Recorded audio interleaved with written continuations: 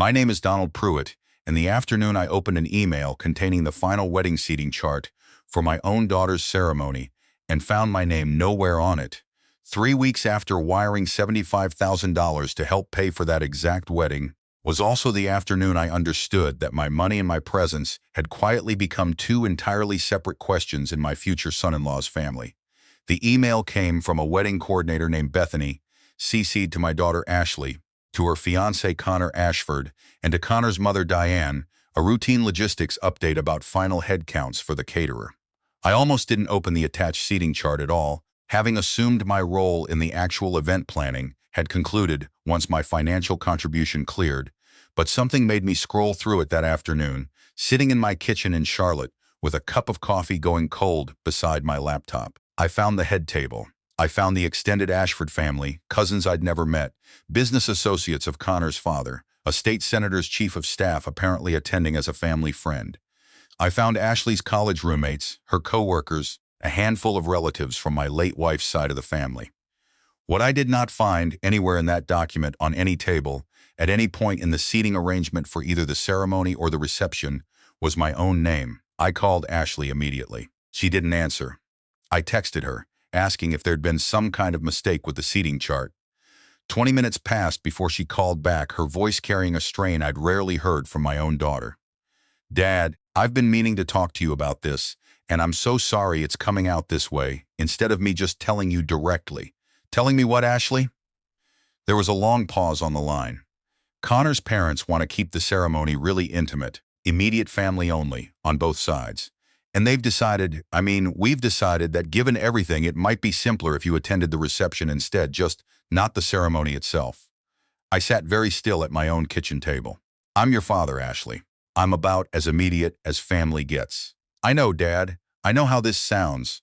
I wired Connor's family $75,000 3 weeks ago for this wedding," I said, keeping my voice as level as I could manage. "Toward the venue, the catering, all of it, because Connor told me the Ashfords were matching my contribution and wanted both families equally invested in making your day everything you wanted. And now you're telling me I'm not invited to the ceremony." "It's not about the money, Dad," Ashley said, though something in her voice suggested she didn't fully believe that sentence herself as she said it. I want to back up considerably further than that kitchen table phone call, because the story of how I ended up funding a wedding I wasn't invited to didn't begin with a seating chart. It began nearly 30 years ago, in a modest split-level house in Charlotte, with a young plumber deciding to start his own business. With nothing but a used van and a small business loan he spent the better part of a decade paying off. I started Pruitt Plumbing and Mechanical in 1994, the same year Ashley was born, working 70-hour weeks for the first several years to keep the business afloat, while my wife Linda managed our household on a schedule that would have exhausted most people twice her patience. We built a good, ordinary life over the following decades, comfortable but never extravagant, the kind of household where money got planned carefully and every major purchase got discussed thoroughly before it happened. Ashley grew up watching me leave the house before dawn in a work truck with our company name stenciled on the side, and I want to be honest that somewhere in her adolescence, the particular pride she'd felt as a young girl about her father's business began to complicate itself with something closer to self-consciousness, a familiar enough pattern in a lot of families where children grow up and start measuring their own lives against a different, more polished set of expectations than the one they were raised in. She went to Wake Forest on a partial scholarship and considerable financial support from Linda and me, studied communications, and moved to Charlotte's more upscale side after graduation, building a career in corporate event planning that put her, professionally and increasingly socially, in circles considerably more moneyed than the one she'd grown up in. Linda passed 4 years ago, an aggressive form of pancreatic cancer that gave us barely 8 months from diagnosis to funeral, and her death hit Ashley particularly hard, understandably, given how close the two of them had always been. I noticed in the years since a certain distance creeping into our relationship, not dramatic, not the kind of thing either of us would have named directly if asked, but present nonetheless, visits growing shorter, calls growing less frequent, the particular erosion that happens in families when grief pulls people in different directions rather than closer together. Deshaun Griggs started working for me as an apprentice plumber 16 years ago, a 19-year-old kid whose own father had passed the year before, leaving him without much direction or stability. I took him under my wing the way any decent employer might, teaching him the trade patiently, and over the years, Deshaun became not just my most trusted employee, but something closer to the son I sometimes wished Ashley's own path had kept her closer to home to be. When I finally started slowing down about 5 years ago, it was Deshaun I brought on as a full partner, and today he runs most of the day-to-day operations of a business that's grown, under his steady management, into one of the more respected plumbing and mechanical contractors in the greater Charlotte area. Ashley met Connor Ashford about 3 years ago at a corporate event she was managing for his family's business, a chain of luxury automobile dealerships that had made the Ashford family, over 3 generations, one of the more prominent names in Charlotte's old money social circles. Connor worked in the family business himself, a pleasant, if somewhat reserved young man whom I liked well enough during our early interactions, though I noticed, even in those first months, a certain deference in his manner toward his own parents that struck me as more pronounced than seemed entirely healthy for a grown man in his early 30s. Connor's mother, Diane Ashford, ran, as far as I could tell, both the family business's philanthropic arm and the family social calendar with equal precision, a woman whose politeness toward me, during the handful of times we'd met before the wedding planning began, always carried a certain careful, measured quality that I initially attributed simply to a more formal social upbringing than my own, rather than to anything more pointed. Connor proposed to Ashley about 14 months ago, and the engagement itself proceeded, from my perspective, warmly enough. Dinners together, a modest engagement party that I attended without incident, ordinary wedding planning conversations that included me in the same general way any father of the bride might expect to be included. About 5 months before the wedding, Connor called me directly, a conversation I remember with considerable clarity now, given everything that followed. "Mr. Pruitt, I wanted to talk to you about the wedding budget, if you have a few minutes." His tone carried a particular careful formality that, in hindsight, I should perhaps have registered more suspiciously than I did at the time. My parents have been incredibly generous, covering a significant portion of the venue and catering costs, and Ashley and I really want this day to be everything she's dreamed of. We were hoping, if it's something you're comfortable with, that you might be willing to contribute as well, to help make sure both families feel equally invested in the day. "What kind of number are we talking about?" I asked. "We were thinking around $75,000, which would roughly match what my parents have already committed. It would go toward the florals, the additional catering upgrades Ashley's been wanting, and some of the entertainment costs." I want to be honest that $75,000 represented a considerable sum for me, not an amount I couldn't afford given decades of careful saving, but not an amount I'd hand over without at least some consideration either. What ultimately convinced me was less the specific number and more the framing Connor offered, the idea of both families being equally invested in the day, a framing that, I now understand in hindsight, carried an implicit assumption I never thought to question directly at the time, that equal financial investment would naturally translate into equal presence and equal standing at the event itself. I wired the money about 3 weeks after that conversation, and I want to be honest that I felt genuine warmth about the decision at the time, imagining myself walking my daughter down the aisle at a wedding I'd helped make possible, a father's ordinary hope for an ordinary milestone in his daughter's life. What I didn't know, during those weeks, was that Diane Ashford had been having a very different set of conversations with her own social circle, and eventually, with Connor directly, about the specific optics of the wedding itself. I learned the fuller context of those conversations only gradually, over the following weeks, piecing together details from Ashley, from Deshaun, who had his own unexpected connection to this story that I'll explain shortly, and eventually from a conversation with Connor himself, that finally laid out the full picture with an honesty that, however painful, at least brought some clarity to an otherwise disorienting situation. The wedding, as it turned out, was scheduled to be covered by a regional lifestyle magazine that frequently profiled prominent Charlotte families, part of a broader feature Diane Ashford had arranged on the Ashford family's business and social legacy, timed to coincide with the wedding itself as a showcase moment for the family standing in the city's more elite social circles. Diane, according to what Ashley eventually told me, had expressed concern in conversations with Connor that Ashley was only partially privy to at the time, about how certain elements of the wedding might read in that magazine feature. Concerns that, stripped of their careful diplomatic phrasing, ultimately came down to a discomfort with how my own presence, my working-class background, my profession, my general lack of familiarity with the particular social rituals of the Ashford family circle might complicate the image the family wanted to project. I want to be careful in how I characterize this, because I don't believe, even now, that Diane Ashford's concern was ever framed, in her own mind, as simple snobbery.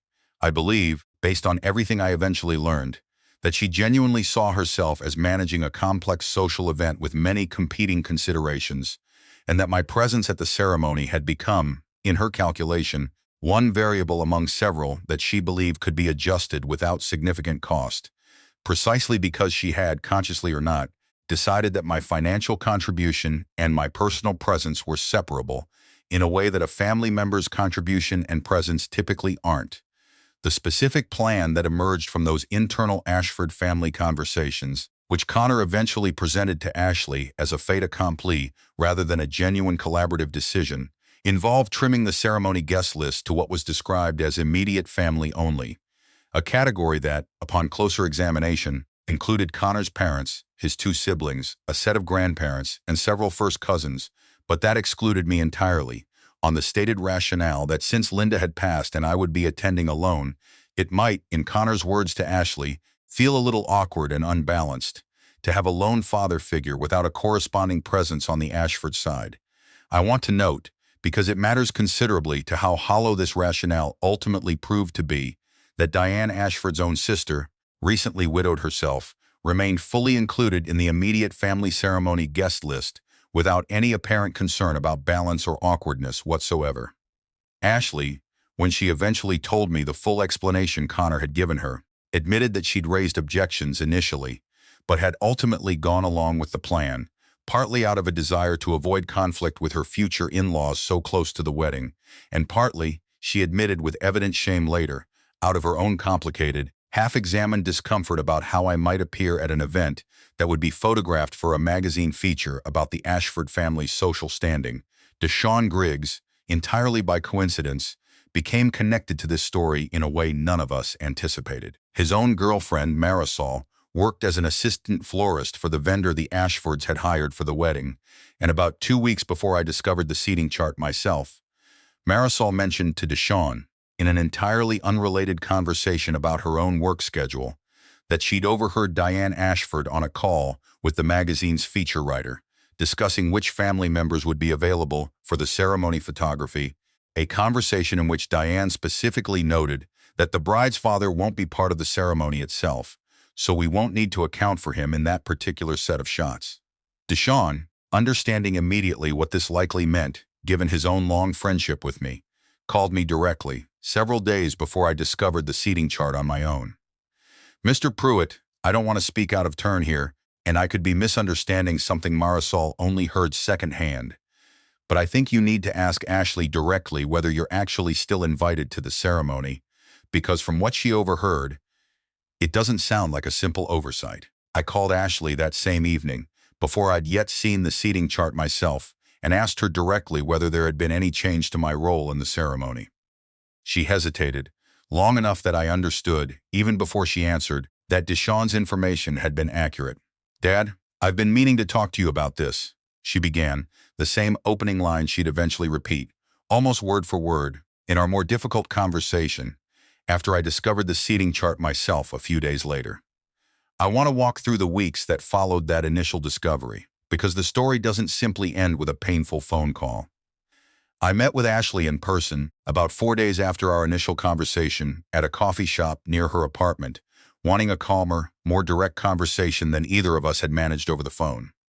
"I need you to explain this to me honestly, Ashley. Not Connor's version, not his mother's version. Your own honest understanding of why I'm being excluded from my own daughter's wedding ceremony 3 weeks after wiring $75,000 to help pay for it." Ashley sat with that question for a long moment, her hands wrapped around a coffee cup she wasn't drinking from. "Diane's worried about how things will look in the magazine feature.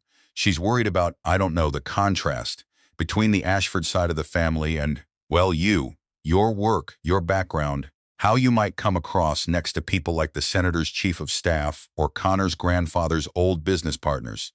So it's not about intimacy or family balance at all, I said. It's about how I'll look in photographs next to people your future in-laws consider more socially significant than a plumber from Charlotte. I don't think of you that way, Dad, Ashley said, her voice cracking. But I think, if I'm honest, some part of me went along with this because I've spent the last few years building relationships in a world where I've sometimes felt like I needed to downplay where I actually came from. And when Connor's family framed this decision the way they did, some part of me didn't push back as hard as I should have, because pushing back would have meant confronting exactly how much of my own discomfort about my background I've been quietly carrying into this relationship. I appreciated the honesty in that admission, even as it landed with its own particular sting. I need you to understand something, Ashley. I don't need to be at every event in your life. I've never once needed my presence to be mandatory just because I'm your father. But I do need you to understand that taking my money while simultaneously deciding I'm not presentable enough for your ceremony is a particular kind of hypocrisy that I don't think either you or Connor's family have fully reckoned with yet. I know, Ashley said quietly. I've been sick about it since the seating chart went out. I should have pushed back the moment Connor first brought up the ceremony guest list changes, instead of just going along with it and telling myself I'd figure out how to smooth things over with you later. I told Ashley, at the end of that conversation, that I intended to have a direct conversation with Connor himself and separately with Diane Ashford before deciding how to proceed, both regarding my attendance at the wedding and regarding the financial contribution I'd already made. My conversation with Connor, which took place 2 days later at his office, was more direct than any conversation we'd previously had in the 3 years I'd known him.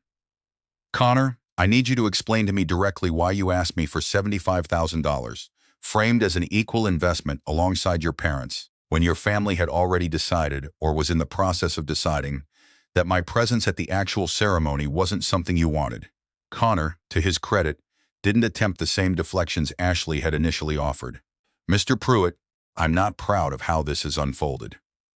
My mother raised the concern about the ceremony guest list after we'd already asked you for the financial contribution, and I should have come back to you immediately once that conversation happened, rather than letting weeks pass while Ashley and I tried to figure out how to handle it.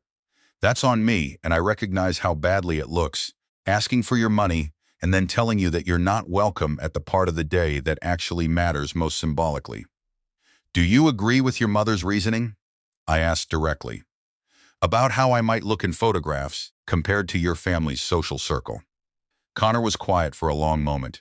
I don't think I fully examined it before now, if I'm being honest. I think I deferred to my mother's judgment on a lot of these planning decisions without questioning the underlying assumptions, the same way I've deferred to her judgment on a lot of things throughout my life. Sitting here, having to explain it to you directly, I recognize how indefensible it actually sounds. I want to describe my conversation with Diane Ashford separately, because it proceeded quite differently than my conversation with either Ashley or Connor, and it revealed, I think, the clearest picture of the actual thinking that had driven this entire situation.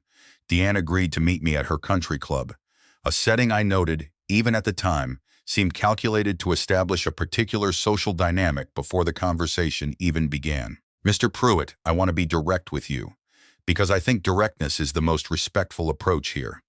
This wedding represents a significant moment for our family, professionally and socially, and I made a judgment call about how to manage certain elements of the day given the magazine feature and the specific guest list involved. I understand that judgment call has caused you pain, and I regret that, genuinely. But I don't think it's fair to characterize my decision as purely about your background, as though I simply find you personally unwelcome.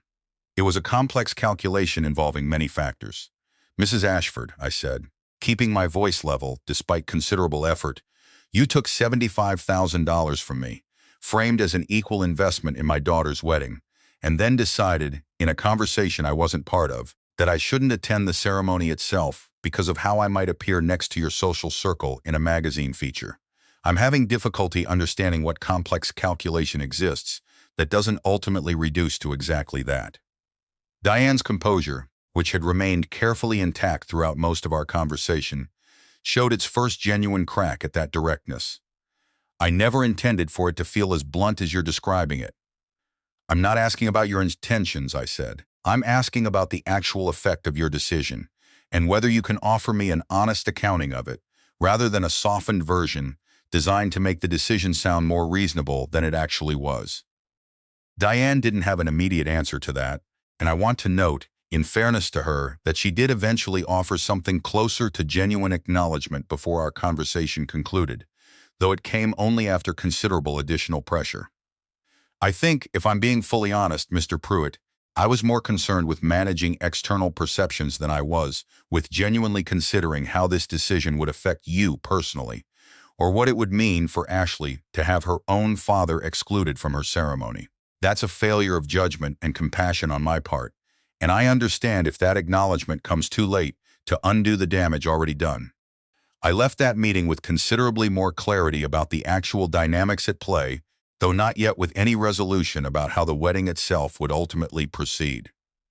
I want to walk through what happened over the following weeks, because the resolution, when it finally arrived, came through Ashley's own initiative, rather than through any further direct negotiation between me and the Ashford family.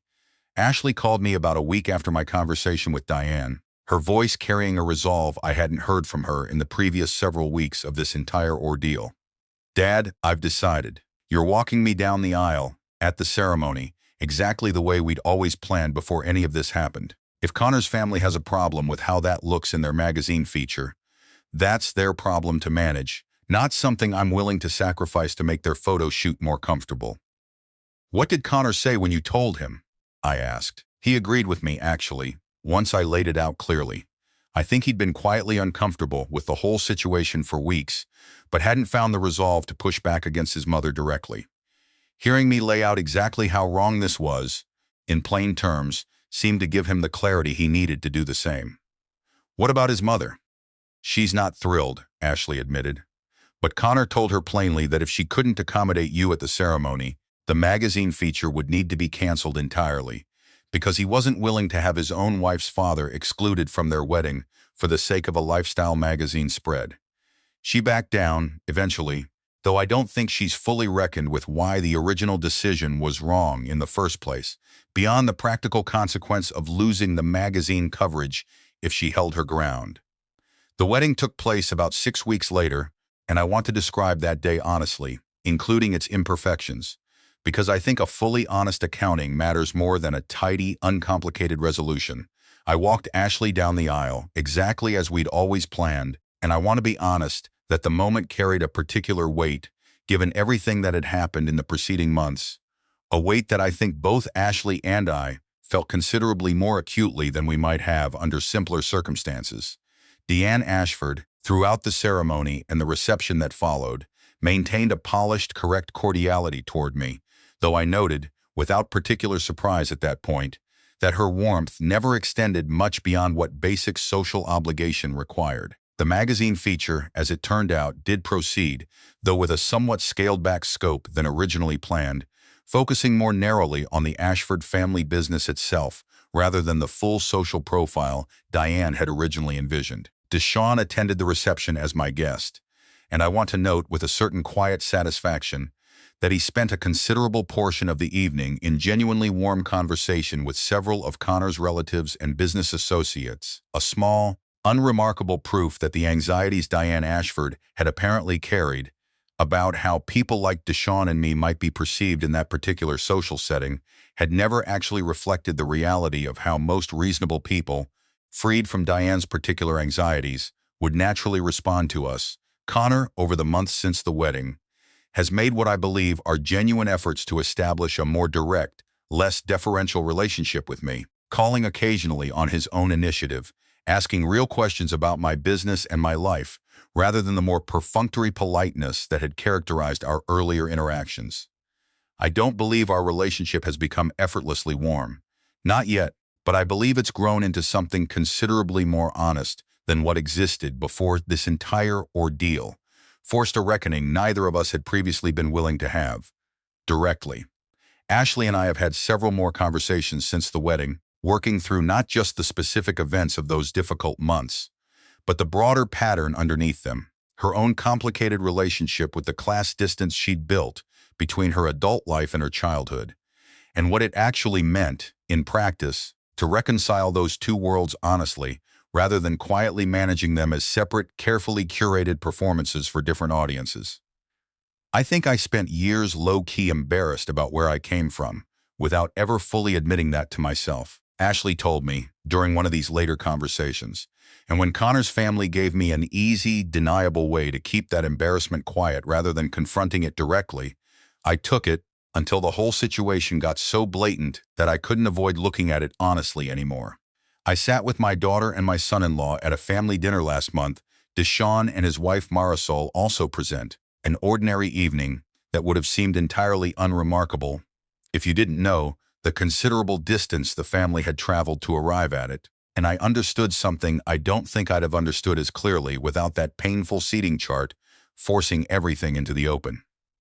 Money and presents should never be separable in the way Diane Ashford had initially assumed they could be. If a family is willing to take what you can give, they need to be willing to make room for who you actually are, without editing you out of the picture once your usefulness has been extracted. Ashley is still learning that lesson in her own way, later than either of us might have liked, but learning it honestly now, in a way that matters considerably more to me than the specific amount of money that started this entire story in the first place. If this story reminded you of a moment where your contribution to something important was welcomed while your actual presence somehow wasn't, or a moment where you found yourself quietly editing someone out of a picture because their presence felt inconvenient to some image you were trying to project, maybe it's worth asking the honest question about what that decision actually reveals before the people you love have to force that reckoning for you.